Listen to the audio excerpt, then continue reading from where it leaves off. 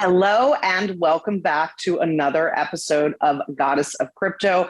I am so excited today to get an opportunity to introduce you all to the magnificent Corinne Florence. She is a crypto educator and influencer, and she is moving into the realm of spirituality and mindset coaching. So I can't wait to have this conversation with her because, of course, we're going to be talking about all of the same beautiful stuff, which is how we are going to just shift energetically first and all else will flow from it.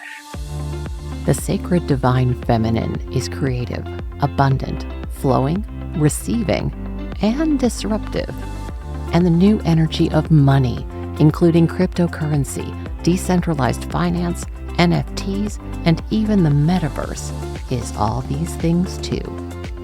Welcome to the Goddess of Crypto, a weekly show where women who are already in this powerful space will cover these topics simply, so you can relax into knowing that the future of finance is female.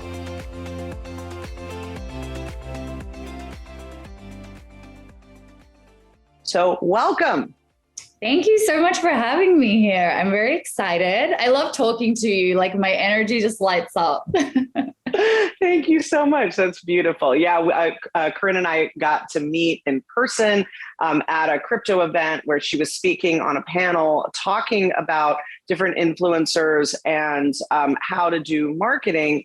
And I talked to her afterwards and I was like, I really want you to come on my show. It's called Goddess of Crypto. And she's like, stop immediately. I'm there. Thank you so much. And then we started having this incredible conversation. So Corinne, tell us, you're obviously Australian. And so I want to know, like, how did we get from Australia to Florida? How did we get to, the crypto thing? How did the Insta stuff happen? Like, tell everybody all the things. I love that. Yeah, it's wild. So I'm Australian and Italian. Obviously, you hear my Australian accent. So I've always lived between the two countries. I actually, before I even stepped into the crypto world, I studied medicine at university because I've always had this thing that I want to help people and I care about people. And I thought that health, and I still do think that health is absolutely key. And just that as I started going through the medical journey and then started working, I realized that I was falling into a system that I didn't align with. And my purpose was starting to get removed from me in that field. So that's where I was like, God, universe, a higher power, send me something more because this can't be it. Everybody says I'm successful in this, but I need more. I just wasn't fulfilled. And then I was scrolling through Instagram one day and I saw somebody talking about cryptocurrencies, a mentor, a very successful entrepreneur. And he was like, get on a call with me at 3 a.m. for me. I was like, okay, because time zones are not great for the US, but I was like, okay, I just feel very called to this and I'll explain everything. I get on this call at 3 a.m. and he talks about crypto. And I was like, oh, that thing that tried to scam me in 2017, because I had tried in 2017.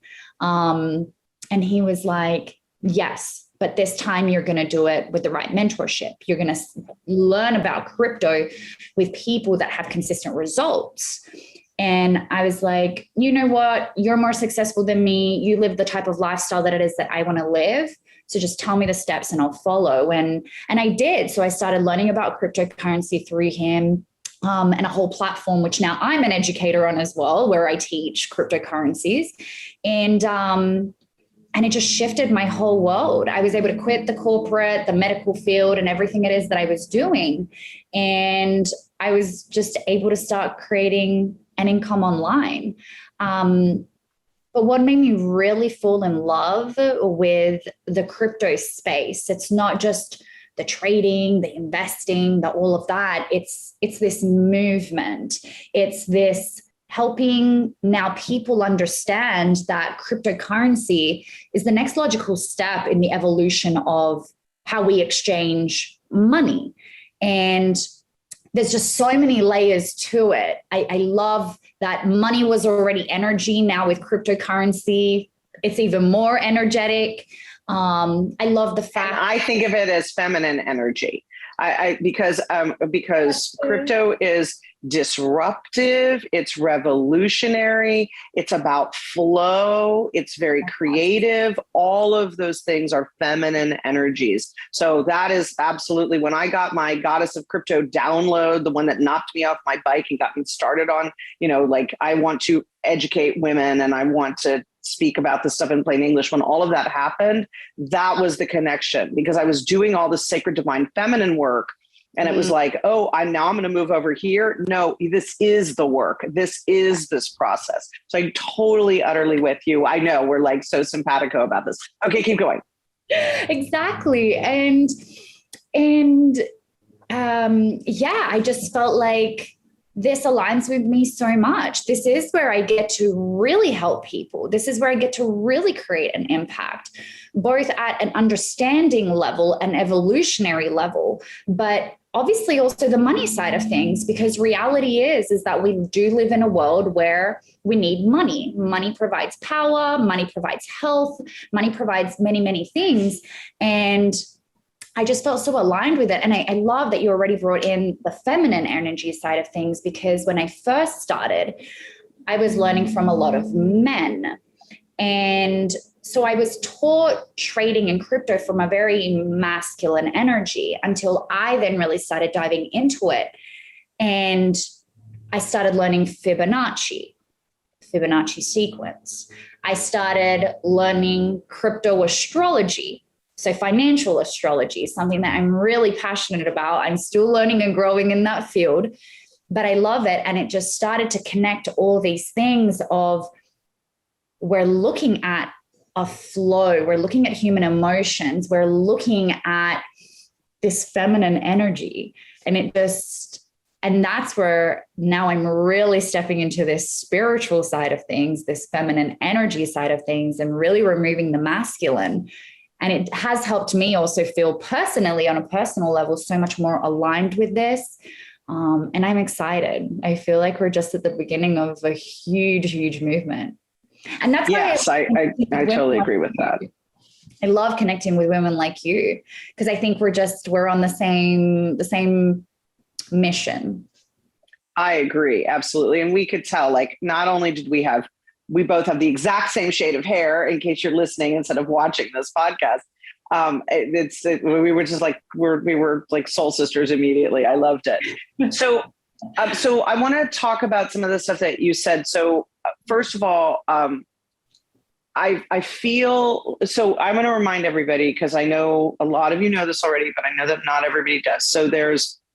So everyone has the masculine and the feminine inside of them. We are not talking about your sex organs here.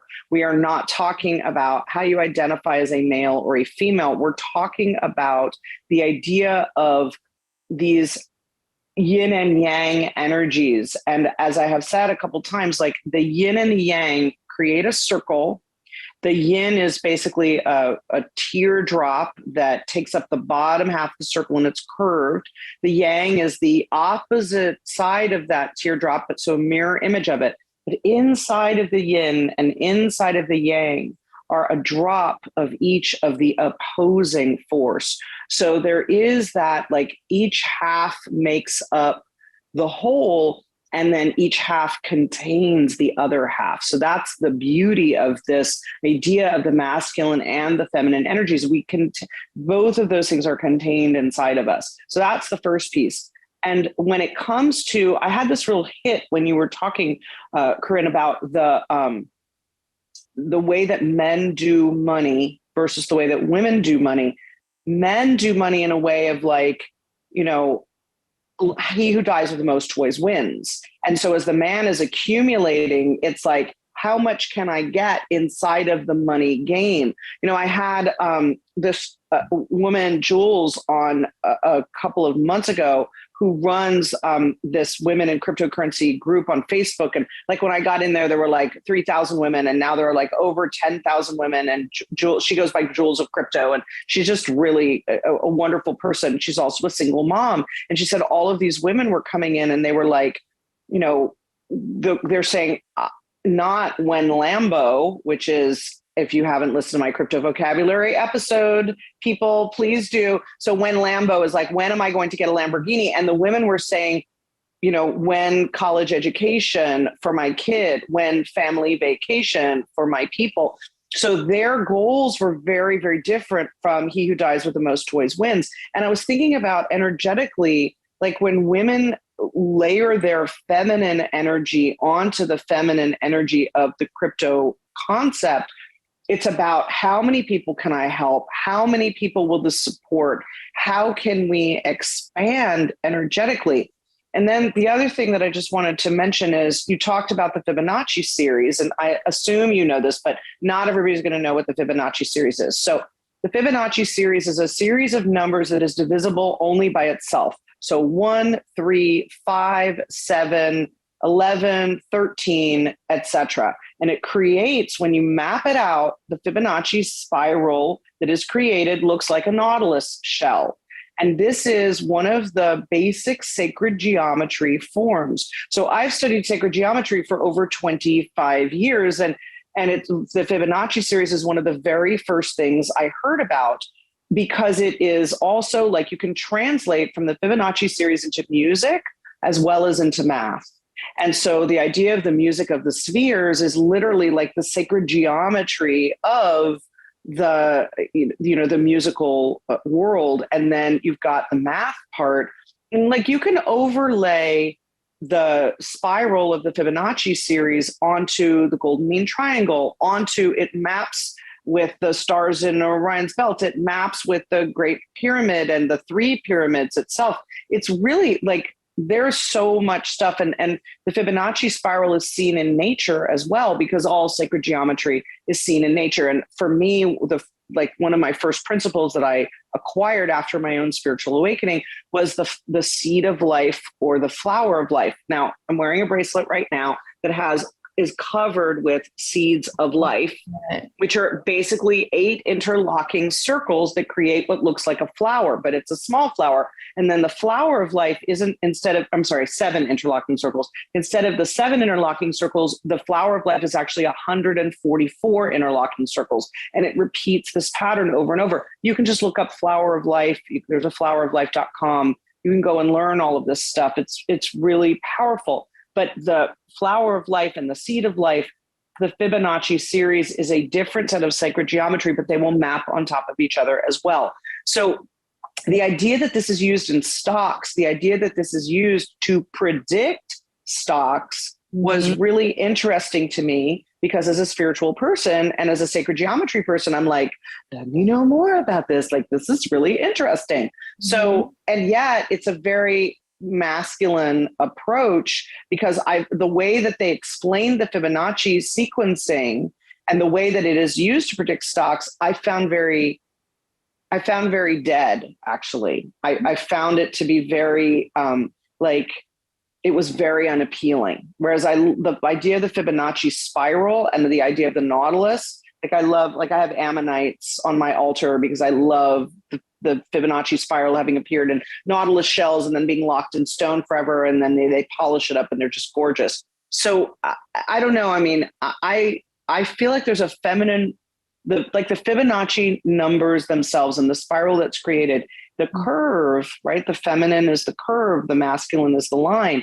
So that's very powerful. So I feel like maybe there's a piece of the Fibonacci, and maybe this is going to be your work, is like, what is the feminine version of that inside of stocks, inside of crypto? I don't have answers. I just have the questions. Yeah, that's a really great question. It's definitely something to dive into more. I mean, obviously, I do use the lined Fibonacci. We can both use it for price as well as for time. It's incredible how not only can we identify with the lines of the Fibonacci with the price, we can see the main zones of supply and demand that are most likely going to show price action on, to keep things simple. But we can actually use that as well to see then pretty much almost pinpoint the time through Fibonacci at what time and date we're going to see that movement happen, which is really cool. I do agree that it is the masculine side because it is the lines. I feel like when it comes to trading, investing, just reading the markets, there is this aspect of, and let me rewind that before I say that. So the way that I look at the charts, the way that I look at the movement of price in, say, Bitcoin, right, is that it's a reflection of human emotion. You literally see humans' emotional patterns happen over and over and over again. So I really feel like that already in itself is a lot more the feminine energy, understanding that, having that empathy and saying, okay, what is the collective feeling right now? Because that's what we're going to see inside of the markets.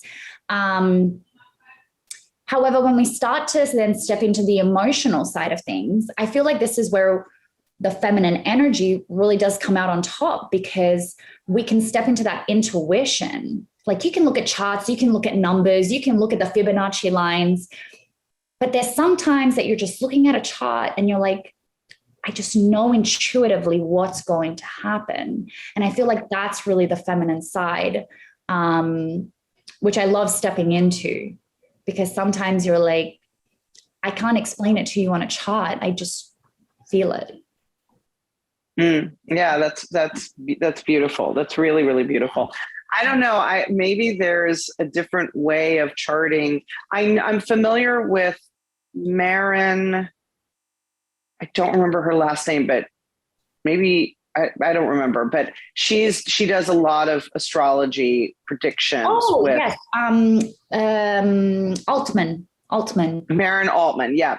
So I started following her, but again, she's got like this goth vampire aspect to what she's doing that I'm like, it's, so it's just not my thing. But I do have to shout out to her, because even though maybe she's not so much my style either, she's the one that opened my eyes to connecting astrology with trading. I had her think about it, and then I saw her videos and I was like, let me like dive deeper. So that's something that I've really been diving into. It definitely takes time to learn, because even there you're learning a whole new language in reading the astrological charts and understanding every planet, the house it's in, the sign it's in, what that means for different things. And then you dive in deeper where you're understanding, like, for example, maybe we're looking at Bitcoin versus Ethereum, right? Bitcoin's going to react differently to the astrology than Ethereum will, because they were born on a different date, just like us human beings are. So then we're going and we're diving into the astrological birth chart of Bitcoin versus Ethereum versus Apple or Tesla, like stock. Like, we can use it with everything. And that's where we step into financial astrology. So that's something that I've really been diving into. I'm excited to continue bringing more of that, both on my social medias as well inside of the platform, which I teach in, and my coaching, because it's, like JP Morgan, right? JP Morgan did financial astrology before he opened up JP Morgan and started bringing it to the everyday consumer. And he had to shift from financial astrology to numbers and percentages, because the average person in society couldn't understand. If I want to invest with JP Morgan, I'm not going to base it on the moon. I'm going to base it on the percentages that you give me. So JP Morgan made that shift to try and help the average investor enter inside of their investments. But people like JP Morgan were the ones that really, used financial astrology.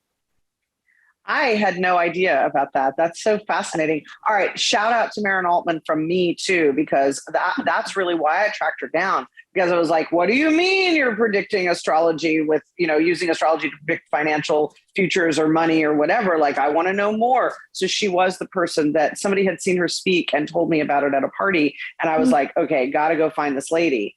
So I do find it completely fascinating. And I think that there's definitely like, again, this is a feminine, intuitive side of things that a lot of us have denied was connected, but everything is connected. And everything, like when you were talking before about the mindset piece of like how you can see how people are feeling emotionally or the collective, like to me, the fear and greed index is the most mindset-y thing I've ever seen. Like when you see the money, the numbers going up, and people going into that euphoria phase. And you have to know that at this moment, you must jump out of the market. You must not try to get to the top of the market, because by the time everything is in euphoria, the collective has said, let's do this, but it's already falling. It's just, it has like a lag feature, not just a lead feature. So as the chart looks like it's going up into euphoria, it is already planning to crest and fall again.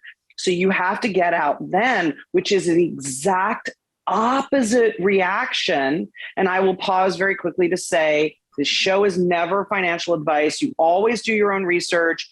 It's whether you're talking to Corinne, you're talking to me or whatever, you all know that because you listen to this show, but I'm just saying it out loud. So when you are in that euphoria stage and you can see what's going on, people are really needing you to back off at that moment. And your every emotion is saying, don't go. Now is the time to get in. And that is when people are getting in. And that's why so many people, like in this last market crash, got margin called for Bitcoin because they went in at the wrong time, because they were in that, like, let's get on. By the time it's the let's get on board phase, it is literally like too late. Yeah. Into that. And like right now, there has been a lot of fear. Using the fear and greed index, we see that there is a lot of fear. And for example, even within my coaching, a lot of people are, have been scarred. And they're like, Corinne, I don't know if this is the right time to get in and learn about crypto. And I'm like, this is the best time. The best time, because while majority of people have been burned, have run away from cryptocurrency, prices are low. We're going to see, I personally think, no financial advice, I personally see the prices coming lower. In the next 2 years, I think we're going to go through some pretty tough times.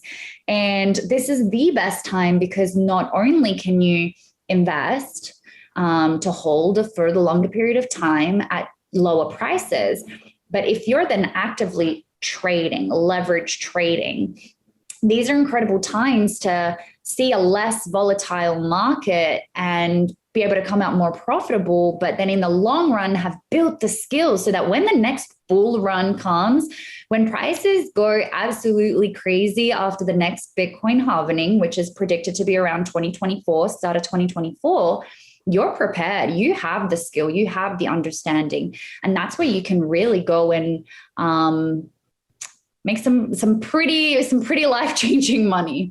But so I want to just take a sacred pause for a minute and let's just explain what the Bitcoin halving is, because I don't think we've talked about that on this show before. And I really like to explain everything in plain English to people. So let's break it down. I'll let you do the honors. Yes. Thank you. So let's break it down and keep things really simple. So Bitcoin will only ever have 21 million Bitcoin in circulation that will ever be created and available to people. However, we have not created, also known as mined, yet those 21 million Bitcoins. Every single day, as there are more and more Bitcoin transactions happening inside of what's called the Bitcoin blockchain, which is the technology behind Bitcoin, every day, every time there's a transaction, more and more Bitcoin are created. The number of Bitcoin that are created per transaction are halved every roughly 4 years. What does that mean? At the start of time when Bitcoin was first created and the first Bitcoin transactions, there was 24 Bitcoin created per Bitcoin transaction. I don't even remember if that's the exact number, but let's say, for example, 24. And this is in 2009 when Bitcoin first started. Yes. First started, exactly. And then what happened after roughly 4 years is that was halved. So after 4 years, there's a coding which already automatically programs for Bitcoin then to go down to 12 Bitcoin created per transaction. So why do we care about that? Why do we care that that's happening? And that's because it's simply of supply and demand. You get to a certain point where we have this Bitcoin halving, that the supply, the newly created Bitcoin that's going in circulation, is literally halved. And as we go over time, as we're seeing as in this evolution, is that more and more people want Bitcoin. So we have demand going up, we have supply coming down. And when there's this critical event of the halving, we just start to see prices skyrocket. But that's when then we need to take into consideration the emotions of people that come in. Because it's not a natural growth anymore. It's not just the natural, like, oh, okay, supply, demand. It's like, here are people's emotions coming in. So they see prices coming up. They start pouring their money into it because they're like, oh my God, we're going to the moon, right? Crypto terminology. Right. To the moon. But it gets to a point that it's just, the price is, it's just overvalued. It's overvalued because we're basing it way too much on people's emotions and not the supply and demand. And that's when we see prices come back down, typically until the next halving. So I've heard from both Cathie Wood and Mark Cuban, among others, Greg Foss, somebody else that I follow and really like.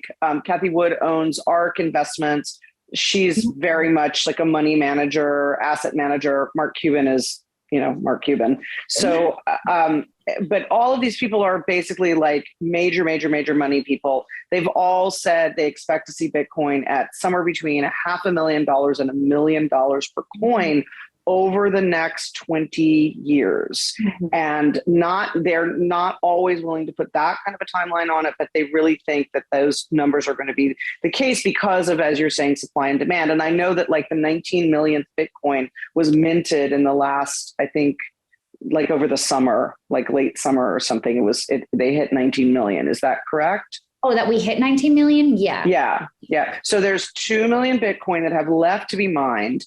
Yes. The halving process is happening every 4 years, which makes it like the last Bitcoin, the 21 millionth Bitcoin, I believe will not be mined for 100 years, right? Like it's going to take that long because it gets slower and slower and slower as it continues. Yeah. And then there's this other piece to it, which is the amount of Bitcoin that's been burned already. So for example, back when you were having whatever thing happened to you in 2017, I was having entire Bitcoin stolen from me as part of a Ponzi scheme scam thing where the guy, eventually the FBI got involved, and it was like a $10 million Bitcoin ripoff. The Bitcoin was worth like, I want to say it was worth $9,000 when he got the $10 million worth. So you're talking about a chunk of Bitcoin. And he, in the process of getting caught by the FBI and a bunch of people, and I've like seen, like it's funny, crypto's a very small world. I went to parties where I met the people who had beaten the crap out of this guy. I saw a video of it that made me like feel sorry for him. And I never thought I'd feel sorry for anybody who stole from me personally. And in this $10 million scam, he basically destroyed the computer, i.e. the cold wallet where the Bitcoin was stored. So that Bitcoin is gone forever. There are other stories like that where the Bitcoin has been burned and it is gone. So we're never really going to see 21 million. I think probably I'm an intuitive and intuitive numbers. I actually have like some kind of like idiot savant thing that I do. And so like I can hear sometimes what the number is. And so when I ask, I hear that 3 million Bitcoin don't exist anymore. Now, Correct. I'll never know. That could be wrong, but that's what I hear when I check in about it. You're pretty accurate. They don't know exactly, because let's remember this. Even though the Bitcoin's not disappeared, it's in there in some wallet there on the blockchain. It's recorded that it's in that wallet. Now, even though we can't physically access it, so nobody can access it, it's still there. Exists. Right? Yeah. But nobody can access it. So it's just as if somebody has bought it and is keeping it in that wallet forever. So it will never be in circulation. So we will reach 21 million Bitcoins being mined. Sure. Yeah. But the around 3 to 4 million is what's predicted. Are just never, most likely, 99.999% most likely, never going to be in circulation ever again. So that reduces its supply even more. Yes. Yeah. Yeah. Very interesting. Very interesting. All right. So let's say I wanted to study with you. Yeah. What is the platform that you do your teaching for? What is the where do people go to find out more about you? What can you share about that? So the best thing that I like to do is have people come through a social media, like one of my social medias, and I have them fill out a form just so I can get their details, and then I can kind of guide them to the right way for them to start. I do like to make things quite personal because every person starts at different points. The platform which I teach on is called I Am Mastery Academy. And so on that platform, I have my own channel along with other qualified educators. And we even there, we don't give financial advice. It's purely education. It's really cool because we have chat boxes, we go live, we answer people's questions directly. We have recordings, hundreds of hours of recordings. So that's the main platform that I teach on. And then personally within my team and my coaching, we do extra smaller group calls because the platform I'm on is like hundreds of thousands of students around the world. Whereas personally through my team and my coaching, we do smaller, kind of like more closer teaching and guiding for people. So yeah. And I'm excited for, as I was saying, I'm really stepping into this, like, not just the financial astrology side of things, but just so much more this feminine way of reading the markets and understanding cryptocurrencies. So we have some really exciting things coming along with all of that as well, and teaching more of that on our coaching. So. Oh, that's so great. That's so great. Yeah. So if you are interested in studying with Corinne, or you're interested in getting more information, all of these links are going to be in the show notes. We're going to have all of the information there. And that's where you would look on halleeavelyn.com/blog or on goddessofcrypto.me under this episode. So you should be able to see that. If you're watching or you're listening, you'll see the show notes for this episode right there. Corinne, I ask people when they're on the show, like, what's one more thing that you want the women of this audience and the women who are excited but maybe scared about crypto, what's one more thing that you want them to know? I love that. Women, I want you to know that you are enough, that you can do this. And even though it seems like we live in a man's world, there is so much more room for women. And I think the world really needs more women in general. When it comes to crypto can be so simple. It can be so simple. And there's so many different aspects of crypto that you can really find your niche and the thing that works for you, that you feel just that alignment with, that flow with. Because today we've spoken about trading, investing, but we didn't even touch on NFTs, play to earn. There's just so the metaverse. Metaverse, decentralized finance, like DeFi. There's just so many things behind it.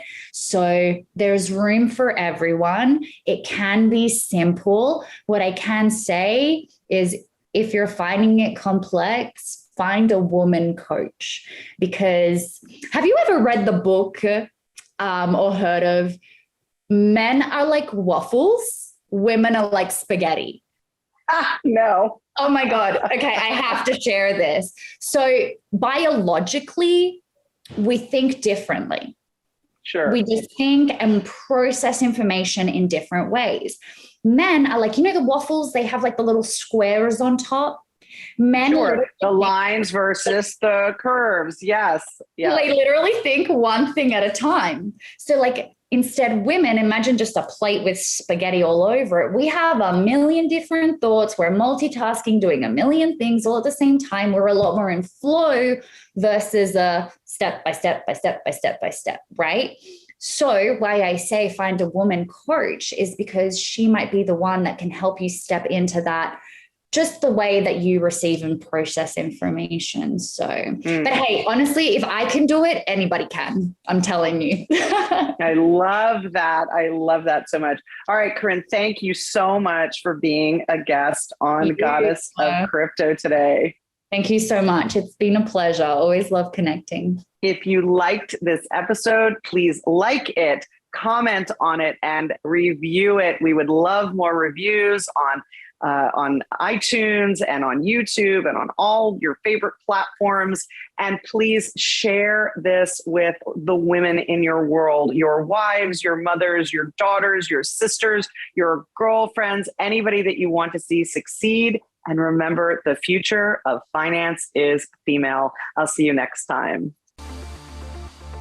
Every week, transformational wealth coach Halle Eavelyn leads a conversation that helps to ensure that women everywhere can learn to surf the coming tsunami of the new energy of money. You can find her at goddessofcrypto.me. That's goddessofcrypto.me. Be sure to subscribe to Goddess of Crypto on your favorite platform or watch the show on YouTube. And remember, wealth isn't just your privilege, it's your right.